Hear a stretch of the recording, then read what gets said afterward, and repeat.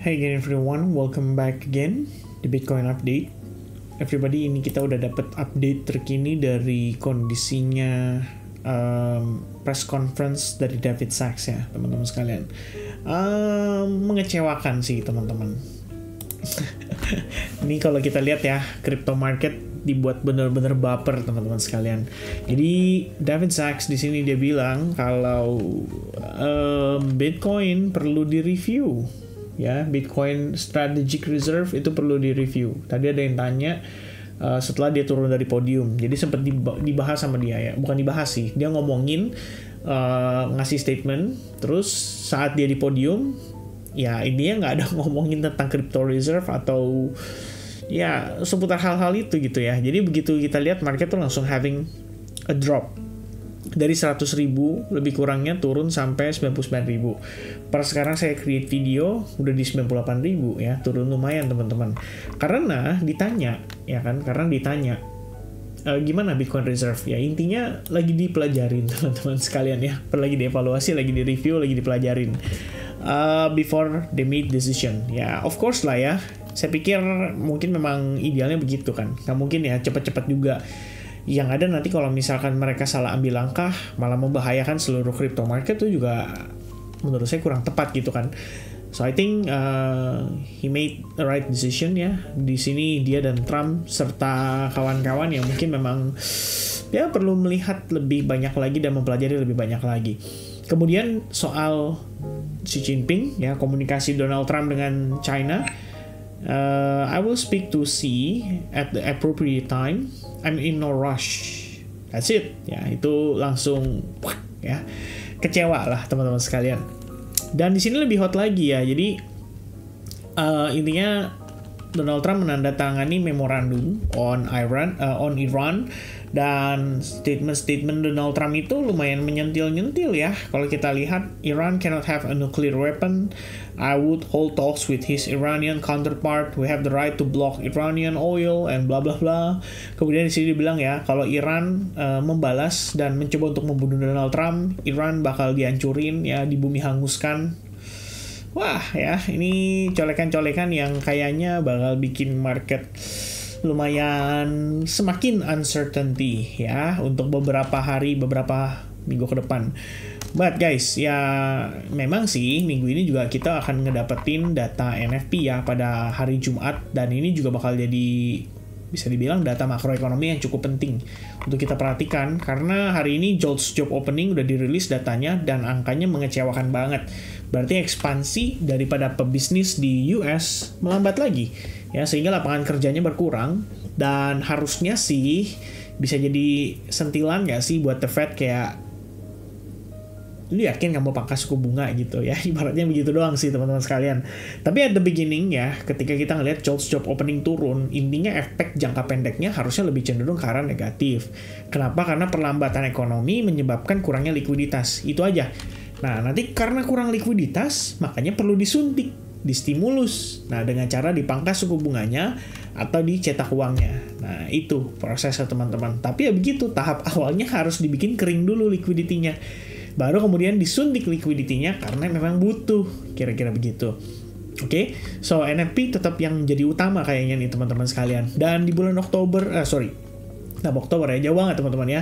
Di bulan Februari ini akan ada FTX repayment, katanya udah tahu ya tanggalnya di 18 Februari ya bakal ada FTX repayment. Dan harusnya sih kalau berdasarkan pandangan ya para pelaku pasar, para analis gitu ya, FTX repayment ini harusnya mengundang liquidity karena dibayarkan dalam bentuk stablecoin atau US dollar lah kalau kita bilang ya, kayak fiat currency atau stablecoin. So, kalau misalkan mereka adalah orang-orang lama yang percaya dengan kripto, harusnya sih ini jadi liquidity tambahan untuk disuntikan ke market kripto atau ke Bitcoin minimal supaya market tetap steady dalam keadaan bullish. Finger cross teman-teman, mudah-mudahan begitu ya. So guys, di video ini itu ya mungkin sedikit update di bagian awal terkait dengan kondisi terkini seputar sentimen-sentimen yang ada. Nah, sekarang kita mau bahas sedikit nih kondisi daripada Bitcoin. Ya, saya pengen ajak teman-teman sebenarnya lebih ke ngebedah sih. Ini tadi kita nggak ada bahas juga during live session sama teman-teman di SAG, tapi saya berencana untuk bahas lagi sama teman-teman. Jadi gini guys, kalau kita ngelihat secara keseluruhan, crypto market itu kan acuan utamanya tetap dari Bitcoin ya, karena Bitcoin dominance 61,58%, which means Bitcoin mendominasi pasar kripto, sehingga apapun yang terjadi pada Bitcoin pastinya akan mempengaruhi altcoins secara majority. Oke, itu kita highlight dulu teman-teman bahasanya. Nah, karena semua mata tertuju pada Bitcoin, which means kita tahu dari segi ETF, institutional, kemudian Bitcoin Strategic Reserve, itu semua bakal membawa seluruh para pelaku pasar untuk lebih concern atau lebih fokus terhadap pergerakan daripada Bitcoin instead of altcoins. Di sini sebetulnya kalau memang whales-nya ya berencana untuk melakukan markup harga pada altcoins, mereka mau pumping di sana, ya udah pasti sekarang nggak tepat waktunya gitu loh. Jadi nanti akan ada satu titik di mana Bitcoin steady di level tertentu dan mudah-mudahan di atas 100.000, baru di situ kita bisa ngelihat market probably akan start shifting back ya, karena they made money already ya kan. Kemudian kita juga lihat kalau Bitcoin semakin sulit gitu loh untuk dipump, maka mereka akan mencari alternatif untuk mencari liquidity just the moment before mereka menyelesaikan bull cycle kali ini ya. Saya sih berasanya kayak gitu teman-teman ya. Saya pikir tetap masuk akal untuk kondisi tersebut tetap terjadi, mengingat biasanya sih akhir dari bull cycle tuh selalu ditandai dengan altcoins yang rally gitu, dan itu lebih gampang sebenarnya buat ngedump ya dibandingkan dengan posisinya Bitcoin, karena market cap lebih kecil, lebih less kita bilang apa ya, lebih less exposure. Jadi dari segi scam dan bla bla bla itu juga lebih gampang untuk dilakuin, which means marketnya akan selalu ada teman-teman sekalian ya. Ya, tapi untuk saat ini kita bisa bilang market lebih terfokus terhadap Bitcoin, so Bitcoin is gonna be the highlight ya. Nah, yang saya mau bahas sedikit sama teman-teman sekalian, ini pandangan saya secara keseluruhan, bahwa di overall pergerakan pada Bitcoin harusnya tetap dalam keadaan pergerakan yang impulsif. Nah, di sini kan ada possibility nih kita menuju ke wave 5 dan finishing wave 5. Tinggal pertanyaannya adalah kita mau lihat dia selesainya di mana gitu. Kalau misalkan acuan kita panjangnya ya sepanjang wave 3, oke, maka kita bisa gunakan Fibonacci extension, kita tarik ke pullback-nya.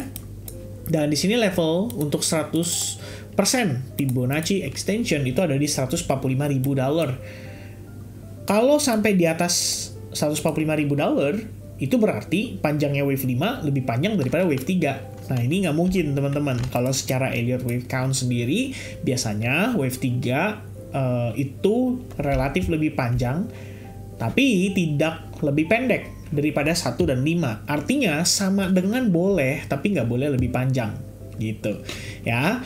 Nggak boleh lebih pendek. Nah, kita dapat angkanya 1 dan 78,6, itu acuannya di $115.000. So kita masih bisa expecting market having a one push ya to the upside, entah itu pertengahan, entah itu kuartal 2 atau kuartal 3 ya, but hopefully kita bisa finish strong ya di tahun 2025 ini, mengingat secara pergerakan keseluruhan daripada market ketika presiden baru menjabat ya selama 1 tahun itu umumnya relatively bullish ya. Walaupun saya sudah bahas ya di previous video, kalau kita ngelihat efek perang dagang di tahun 2018 itu sangat-sangat mengerikan sebenarnya buat market, dan Trump udah ngelakuin itu dari sekarang. Artinya sekarang kita berada di sebuah persimpangan antara market will continue rally, di mana 1 tahun setelah Donald Trump menjabat kecenderungan seperti itu, dan 1 tahun setelah presiden baru menjabat kecenderungan seperti itu, atau efek dari perang dagangnya yang lebih mendominasi, kan begitu ya. Nah, ini akan mempengaruhi juga pergerakan pada Bitcoin secara keseluruhan.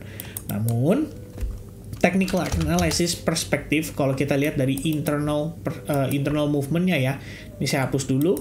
Saya believe kalau proses ini adalah the first wave, and then ABC, the second wave, ongoing ke wave 3, dan harusnya ini adalah 4 menuju 5. Oke, berbicara 4 menuju 5, wave 4 itu biasanya paling kompleks, paling rumit, paling ribet, dan paling melelahkan ya.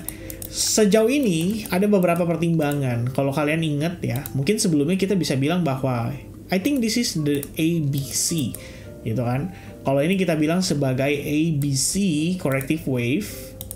Wait a minute, saya ganti dulu dengan yang kecil aja kali ya. Jadi kita nggak usah gede-gede. Nah, misalnya kita bilang ini adalah ABC corrective wave. Ganti warna merah. Nah, kira-kira begini. Maka proses yang terjadi pada Bitcoin tepatnya sekitar tanggal 17 Januari. Ini momen before Donald Trump dilantik ya, tanggal 20 Januari. Ya kita bisa bilang dia sudah berhasil break high gitu loh. Artinya apa? Ini ada lower low. Dia menciptakan higher high. Maka harusnya ini adalah potentially wave 2 gitu loh. Finishing wave 2 menuju 3, 4, dan 5 untuk dia ngejar ke wave 5 yang lebih besar. Jadi kalau kita tambahin di sini analisisnya, gambarannya seperti ini. Ya, ini saya tambahin begini aja kali ya. So 3, 4, 5-nya lebih kurang begini gitu loh ekspektasinya. Bahwa ini udah beres gitu. 1 ABC misalkan kayak gini, terus 3, 4, 5 beres gitu kan. Atau teman-teman juga bisa bilang kayak ini 1, 2, 3, 4, 5 misalnya, baru 3, 4, dan 5 naik. Atau karena wave 5, karena wave 4 biasanya kompleks teman-teman. Ya, itu yang pertama tuh, skenario pertama. Di note ya. Skenario pertama bahwa ini adalah 1, 2 menuju 3, 4, 5. Artinya nextnya harusnya ekspektasinya bisa rally gitu. Atau skenario kedua, yang ini secara probabilitas lebih tinggi teman-teman sekalian, yaitu market yang masih terkonsolidasi. Nah, masih terkonsolidasi fasenya begini teman-teman ya. Either kita ngelihat dia kayak begini, atau nantinya developmentnya bisa kayak begini. Nah, kalau kayak begini, kamu perhatiin deh. Ya, di dalam triangle atau symmetrical triangle pattern sendiri, adapun pola seperti ini bisa terjadi. Jadi W, X, Y, oke. Kemudian W, X, Y, and then W, X, Y, and then W, X, Y, and then W, X, Y for the final part. Jadi kita bisa bilang pergerakan keseluruhannya nanti bakal jadi kayak gini. Alias we are still consolidating teman-teman. Dengan possibility 5 wave ini internal ya, membentuk yang namanya A, B, C, D, E. Baru kemudian ada possibility dia rally. Mungkin di Maret ya. Jadi kita bakal dibawa konsolidasi awet banget di sini sampai nanti menjelang bulan Maret atau akhir dari Februari. Karena market terlalu boring ya. Terlalu boring dengan berbagai drama yang dikasih sama Donald Trump. Every day is a drama teman-teman sekalian. Dari Senin kemarin drama Kanada Meksiko. Hari ini kita berharap Trump menyelesaikan aktivitas perang dagangnya dengan China, tapi akhirnya nggak jadi komunikasi ya. Udah dibilang tuh sama dia bahwa ya saya nggak buru-buru kok tuh ya, santai aja saya ngomong sama Xi, nanti tunggu waktunya tepat. Nah tuh ya, terus Trump bilang tuh nggak masalah kalau memang China ngebalas tarif kita gitu kan. And then ada Iran ya. There's so many drama teman-teman sekalian dengan kondisi saat ini. Tapi tidak bisa dipungkiri bahwa ada possibility dan lumayan besar probabilitasnya bahwa ini adalah wave 4 kita gitu loh. Jadi secara keseluruhan pergerakan ini kita bisa considering bahwa it's still one push to the upside ya, untuk dia berpotensi finishing wave 5 secara keseluruhan yang tadi kita gambarkan di higher time frame. Nah, kira-kira begitu. Nah, itu projectionnya. Dan of course saya bisa salah teman-teman. Saya cuma manusia biasa ya, bukan manusia superpower. Saya juga nggak punya terminal yang super mahal untuk memastikan itu semua gitu kan. Kalaupun ada, nggak tahu juga sih bisa dipastikan atau enggak. Tapi ya intinya kalau kita lihat dan kita ambil kesimpulan bahwa all of this movement adalah potentially higher high into potentially higher low. Ya, yang penting berarti satu teman-teman ya, bahwa proses penurunan yang terjadi di sini kita compare dengan naiknya, kan ini naiknya nih kenceng gitu ya, dan kita compare dengan turunnya, mana yang lebih korektif, teman-teman kan bisa kasih penilaian gitu kan. Oh iya, turunnya lebih korektif gitu. Terus kalau saya tambahin trend line, let's say kayak begini teman-teman, Anda zoom out, lihat ke daily, technically kita holding loh di atas trend line tersebut. So ini adalah bagian dari koreksi. Itu dulu ya kita sepakati. Kalau misalkan teman-teman merasa bahwa oh iya benar juga ya, all of this bersifat korektif gitu. Maka kalau kita ngelihat kemarin, dia suddenly nge-spike naik, berusaha nih untuk mengembalikan trust daripada para pelaku kripto, ya, para pelaku pasar di kripto, terutama di Bitcoin. Maka teman-teman, PR kita berikutnya adalah, kalau memang ini adalah, again ya, test the V formation, and then dia dalam keadaan retrace nih, ya, ngebentuk kayak begini. It means what, guys? It's an A, B, C corrective wave. Ya, bisa finishing di sini, dimana kita ngelihat ada fair value gap, tapi ini kecil ya probabilitasnya. Saya sering kali ngelihat market tuh ngebablas fair value gap kalau kebentuknya di time frame kayak 1 jam, 30 menit tuh, mereka nggak terlalu respect ya. Tapi kalau misalkan dia terbentuknya di time frame yang lebih besar, kayak misalkan daily, weekly, itu biasanya di respect. Jadi kalau kita lihat case kayak gini, well, kita bisa expecting adanya possibility for Bitcoin testing level terendahnya atau order blocknya di kisaran 95.400 sampai 94.100 gitu. So price of Bitcoin bisa aja dia nggak bentuk kayak begini before dia rebound lagi. Jadi kalau kita lihat secara keseluruhan, balik lagi ke prinsipnya idiot wave tadi, bahwa ini adalah first wave-nya, second wave-nya, 3, 4, dan 5. Kira-kira begitu. Nah, di time frame, nanti di time frame 4 jamnya yang kita lihat adalah ini adalah 1, ini adalah ABC, ini adalah 1, potentially 2, 3, dan seterusnya. Ya, kira-kira kayak gitu. Udah lama sih saya nggak pakai Elliott Wave ya, teman-teman sekalian ya. Karena tadi ngebahas aja sama teman-teman di SAG, jadi saya pikir, boleh ya, kita bahas sedikit nih sama teman-teman di YouTube juga ya, biar kalian juga bisa setidaknya ada gambaran gitu kan. Oh ya nih, analisisnya lebih kurang kayak begini, kalau misalnya kita pakai Elliott Wave Count. But ya, buat saya pribadi teman-teman, saya berpikir bahwa it's better ya untuk kita react the market, karena percuma ya kita prediksi begini begitu, ujung-ujungnya dikecewain juga teman-teman ya, ujung-ujungnya dikecewain juga. Jadi pada akhirnya ya kita cuma bisa react the market gitu, ngelihat dia turun kayak begini, oh iya berarti whether kita ngelihat dia turun dalam keadaan korektif, baru kemudian kita decide. Makanya saya set alert buat beberapa point of view yang saya rencananya mau saya manfaatkan. Tapi kalau misalnya nggak sesuai dengan ekspektasi, ya sudah ya. Kita pelajari, kita review, kita evaluasi, dan kita move on ke next trade yang mungkin saja bisa lebih baik buat kita berikutnya. Kira-kira begitu kalau dari saya. Oke, so guys, on Bitcoin, conclusionnya lebih kurang kayak gitu. Bahwa all of the process di sini sebetulnya menunjukkan kalau kita ngelihat masih ada potensi dia ngebentuk higher low. Namun, saya butuh sentimen untuk menyelesaikan potential higher low itu. Dan permasalahannya adalah kita belum dapat sentimennya. Kalau misalkan belum ada pun, maka seperti yang tadi kita bahas, ada possibility bahwa the overall movement on Bitcoin bisa aja tetap dalam keadaan terkonsolidasi. Ya, sampai nanti akhirnya dia finishing beberapa sentimen-sentimen yang dibutuhkan untuk marketnya kembali dalam keadaan prima dan rally lagi. Kira-kira begitu ya. So for now, internal structure jadi patokan. Teman-teman udah lihat key levelnya, kamu bisa expect apa reaksinya di level tersebut, dan gimana kamu memanfaatkan itu kembali ke personality masing-masing ya. Tugas saya di sini adalah menjelaskan apa yang menjadi pandangan saya pada market saat ini. Kira-kira begitu. Oke, so God bless to everybody. Thank you banget buat kalian yang udah nonton video ini. Semoga informasinya bermanfaat, and cheers guys. See you guys again soon. Bye bye guys.